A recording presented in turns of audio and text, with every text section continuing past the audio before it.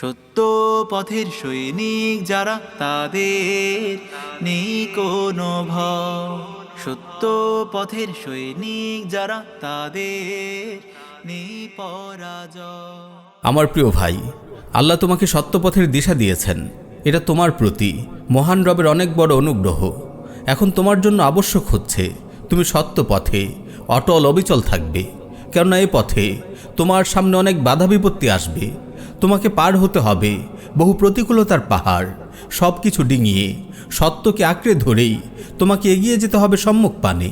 জেনে রেখো, আন্না তারিক আল হাক্কি তাওয়িল, লা ইউহাসিবুকা আল্লাহু আলা আদামি বুলুগিল গায়া, ইন্নামা ইউহাসিবুকা আল্লাহু আলা আদামি তাওয়াতি আলাইহি, ফাল মাতলুবু হুয়াল ইস্তিকামাহ ওয়াস সাইরু ফিত তারিকিস সহিহ, ওয়া লাইসা বিদ-দারুরাতি আল উসুলু ইলা আন-নিহায়া, ফাল মুহিম্মু হুয়াল ইস্তিমরার ওয়াত তামাসসুকু বিল হক।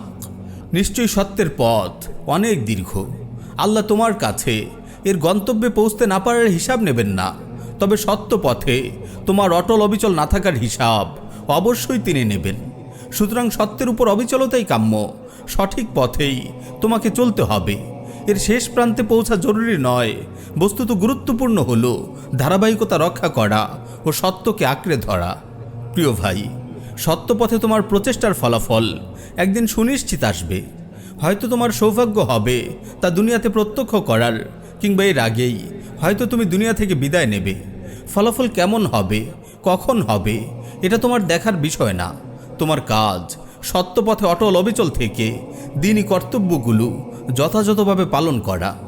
দেখো, নূহ আলাইহিস সালাম তার জাতির কাছে ৯৫০ বছর অবস্থান করেছিলেন। দীর্ঘ সময় তিনি তার জাতির নিকট দাওয়া পৌঁছিয়েছেন। তিনি তাদের দাওয়া দিয়েছেন দিনে রাতে, গোপনে প্রকাশ্যে, বিভিন্নভাবে। তার এত প্রচেষ্টার পরও খুব অল্প সংখ্যক লোক ঈমান এনেছিল। তাদের অধিকাংশই তার বিরোধিতায় লিপ্ত ছিল। তবুও তিনি তার দাওয়াতি প্রচেষ্টা থেকে এক মুহূর্তের জন্য বিরত হননি।